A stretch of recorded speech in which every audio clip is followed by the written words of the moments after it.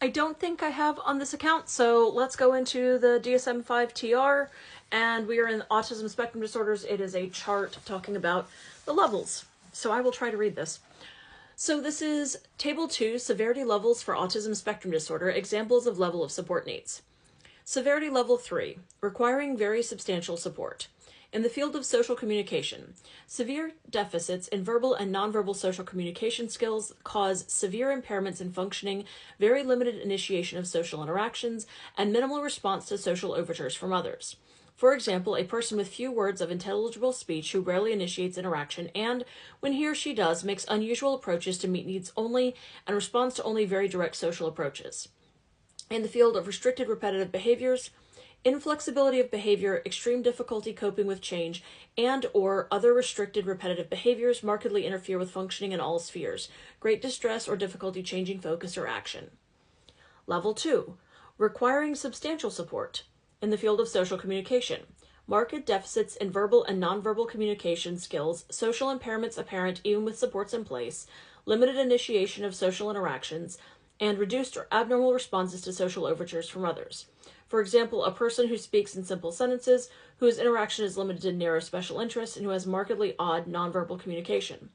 In the field of restricted repetitive behaviors, inflexibility of behavior, difficulty coping with change, or other restricted repetitive behaviors appear frequently enough to be obvious to the casual observer and interfere with functioning in a variety of contexts, distress and or difficulty in changing focus or action. Level 1, requiring support.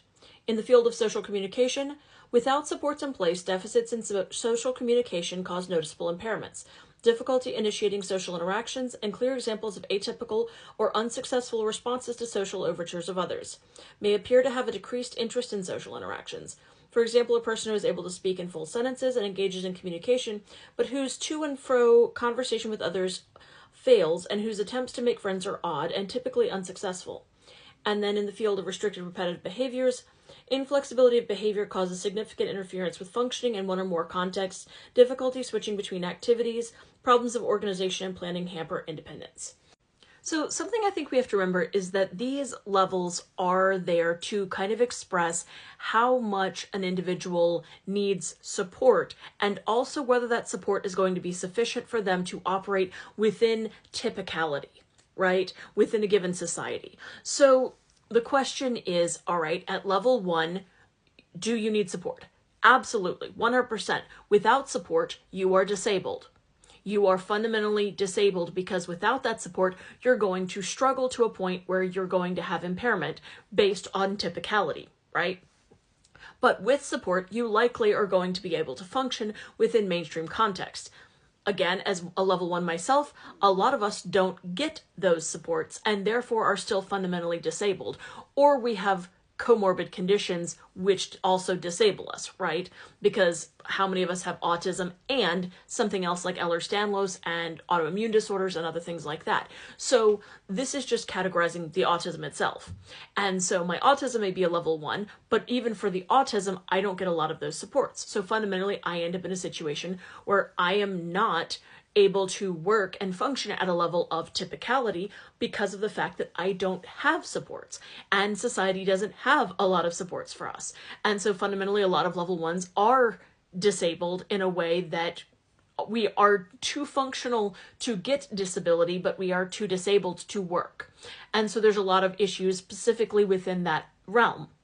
Level 2 says, okay, even with supports, this individual is noticeably atypical. Even with accommodations, this individual is probably going to be marked as other and may not be able to function within typical environments. This individual needs support, absolutely needs support, and may need support that is still not going to allow them to operate within any kind of typicality.